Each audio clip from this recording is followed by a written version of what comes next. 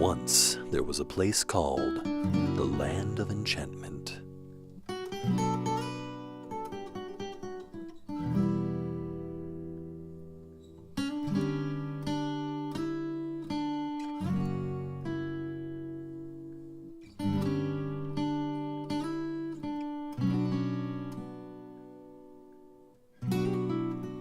In this wonderful land, a rich long history of self-reliance supported its people.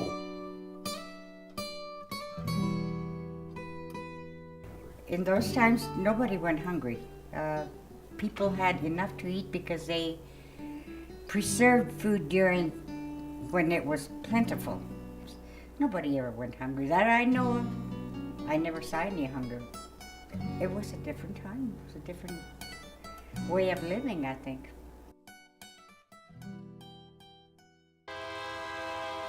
Somehow, this way of life shifted to something away from the simple heart and soul of the people and land. They dried their food, they canned their fruit. There was no refrigeration. They raised their own animals. They had chickens, goats, sheep, steer, well, cattle, and hogs. From there, they would take it to different members of their families or somebody in need. They would go take this piece of meat to so-and-so, and that's so they shared. Likewise, if there was another family that was going to do that too, they would send to somebody else. It wasn't like an exchange from, if you give me, I give you. It was whoever they felt they wanted to give it to.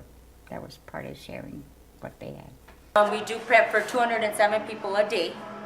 Congregant is about 100 people, almost 100 people. And they have to be out here by 10:30. And then we serve our seniors here from 11:30 to 1. We have 4 drivers covering all of Las Vegas. It's actually a nutrition menu. It's a 50-50, just in case. I mean, most of our seniors are diabetics. So it's a 50-50. It's a balanced meal. So we make sure we give them their protein, their meat, their vegetable, their fruit, and their milk. So it's like if they're a diabetic, we do make sure that they get their, and then the reason why we let them out by 10:30 is because some diabetics need to have their meal by 12. When our seniors come in, we distribute red tickets and blue tickets. Our red tickets distinguish our seniors who need assistance with their trays. They may have walkers or are handicapped, so we take them their trays. And we distribute blue tickets to the seniors who can go up and get their own trays.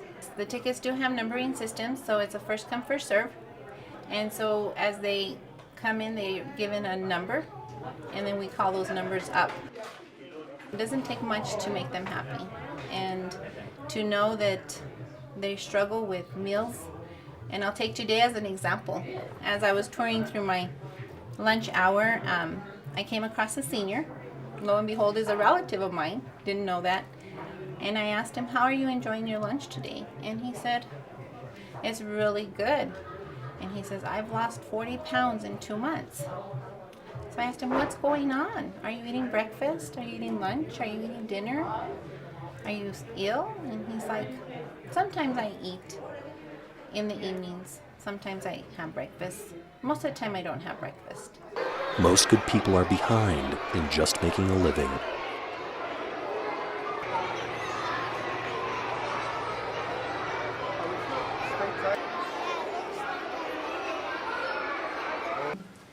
Well, I want to talk when you said one paycheck away. Let's really talk about that, because it's very typical of the people that are helped through the food banks and the food pantries around the state, in that they are working, and many refer to them as the working poor. It means that these are families that have at least one working adult in that household, and they're struggling to put food on the table. But they do it. They're working with this fixed, they have this budget, and they have those fixed expenses that have to be paid. So they're paying their rent or their mortgage, their utility bills, got to keep the heat on in the winter for sure. They're putting fuel in their car to get to their jobs. And then what happens is whatever they have left, that's what they get to spend on food. Every dollar that's lost out of that SNAP budget essentially is a meal that someone has to try to find somewhere else. Yeah. So when you talk about a missing meal, you're looking at the difference between what a family income can bring in, what SNAP benefits provide, and what's left.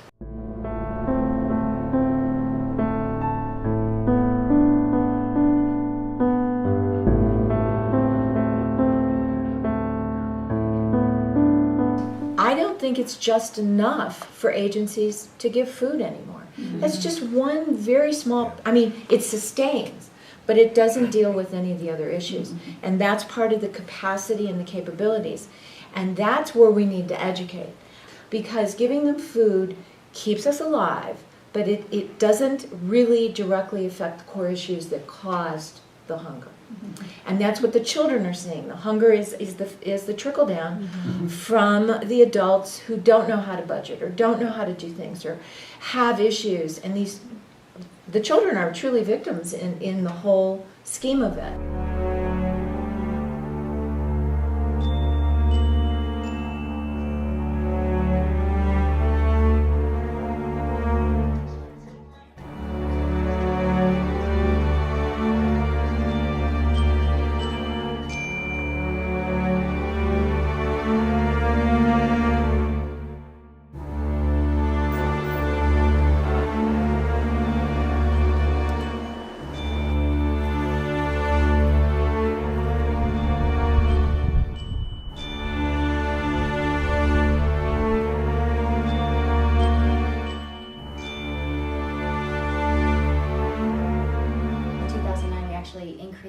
Updated the food package, which now just this year has finally been finalized, making a few other changes, but we're able to offer fresh fruits and vegetables, tofu, soy milk to a larger audience. And then now with the seniors farmers market, the WIC farmers market, they can get the checks to go redeem. And so we have a wonderful working relationship with the farmers market managers and the local farmers. Even last year we started a roadside food stand pilot, and now we've already increased from 5 to 20 vendors, and so it's making it easier for the farmers and the clients to access fresh fruits and vegetables within their community. Because as all of us, transportation is a huge barrier in our world to provide fresh fruits and vegetables. And with the seniors, we have our commodity supplemental food program, which it was before for WIC clients as well, but now just this year it's passed that it's going to be a seniors only program. And so they can come and get a box once a month, and once again, working with our local communities to get that food distributed. At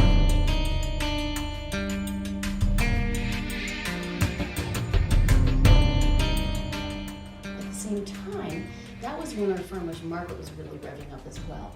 And so we were looking at not only how are we getting local produce into our communities, how is it happening across the state? So there's a lot more organizing around that time. It was actually in the early 90s. And then at the same time, we were looking at programs like Sarah runs at the health department through WIC. And there were some new programs coming on board that were federally authorized, one called the WIC Farmers Market Nutrition Program.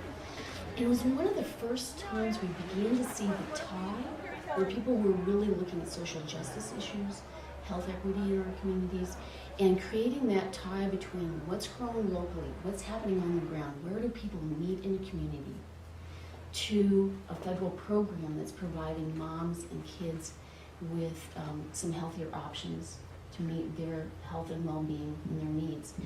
And at the time, the WIC program didn't offer fresh fruits and vegetables.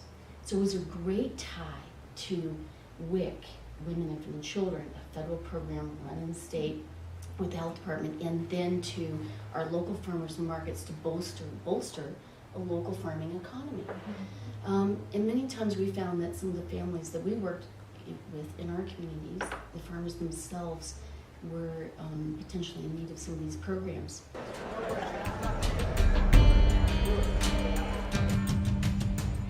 Absolutely. I would say 300 to 400% increase in use. At first, EBT holders weren't really aware that, we processed the cards here. And it took the farmers a while to get used to the different tokens. And when we started doubling, which I think was 2 years ago, the word went around in the community. And so we have had just a tremendous increase. I would say particularly with the elderly and with single mothers. Yes. It's hard to be a farmer, especially like the weather. It doesn't help us. Yeah. Climate is very hard with us. Yeah. Then you have to pay for equipment. Yes. Then you have to transport Yeah, this to the market. So do you guys have to do other things to make a living, or is it really just farming that supports your family? Actually, yes, it's just farming, and I hope we make enough money to keep living, because otherwise I have to look for other job or something else. Well, you know, the jury's still out. It's not easy to make money on a small piece of land, and we try not to make it our main focus, even though we have to make money. If we're going to demonstrate urban farming or even just growing food, we need to make sure we can showcase that we can grow, you know, a healthy amount of food. But the numbers are still, you know, pretty low, and it's definitely a concern of mine. Farm to Restaurant is in its 5th season of working with a lot of the chefs that you'll see here today and many of the farmers here as well. But it's Farm to Table. Our main organization is statewide, and so as much as Farm to Restaurant focuses on some of the Santa Fe restaurants, our goal is to take it statewide to build resources for farmers to start selling wholesale and expand their market security, and to spread the education and awareness of the benefits of locally grown food. So both health and economic benefits. 2 years ago, when we really had the crash and the unemployment rate was just skyrocketing, our whole clientele really changed. You know, people think, oh, I think I know what a WIC client looks. People have no idea. You have college students, you have single parents, you have married parents. I mean, you have the whole gamut at WIC. And it's a beautiful thing, because we want everyone to feel welcomed, and everyone might need help sometime in their life, and that's okay. 3 years ago, we saw a higher rate of diabetes and obesity in our kids. It is beginning to move down. Right now, close to 22% of our kids in New Mexico are considered obese by the age of 8, so 3rd grade. That's a big number, but it has decreased. Right, because of this out of kind of 19 states, New Mexico was one of them that saw a decrease first time ever.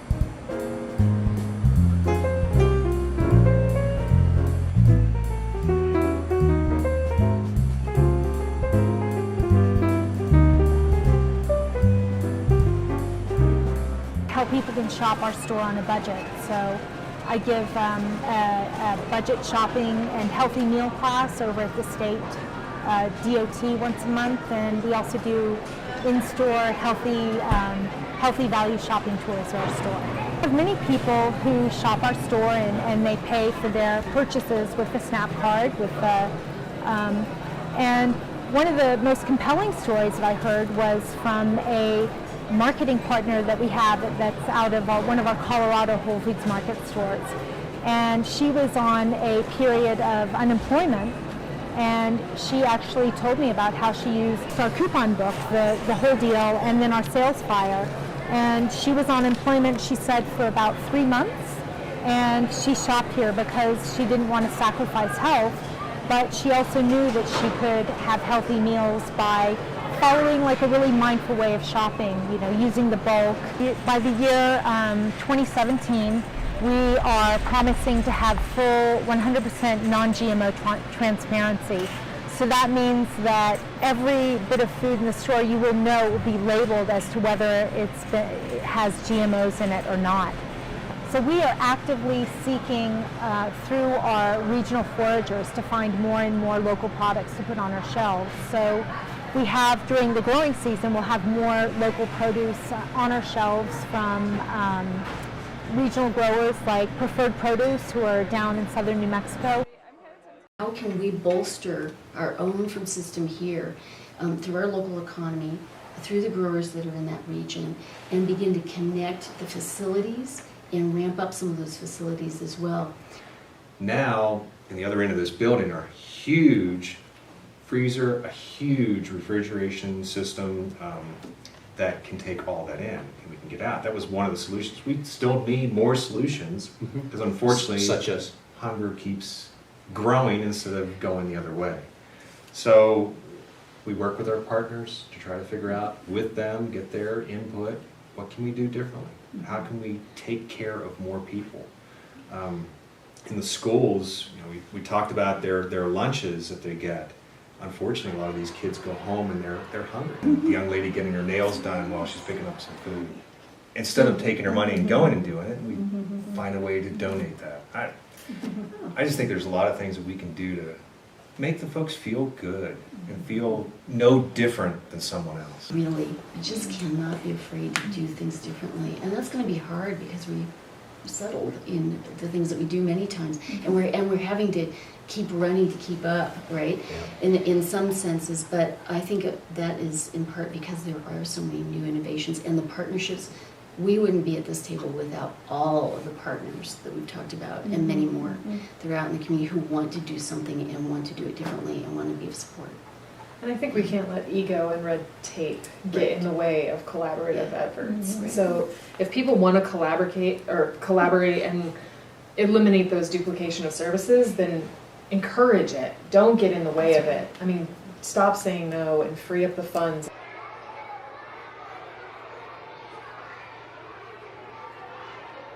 You know, what are you going to do when you're like your mom and dad's age? We're gonna farm. All right. That's what I want. High five. We're gonna farm. Yep.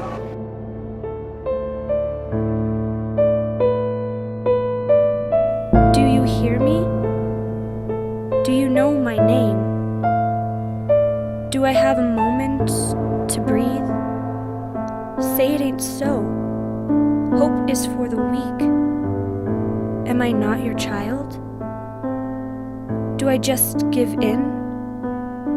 Do I just sing along? Do I stand or do I fall? Find it hard to breathe when you have nothing to eat.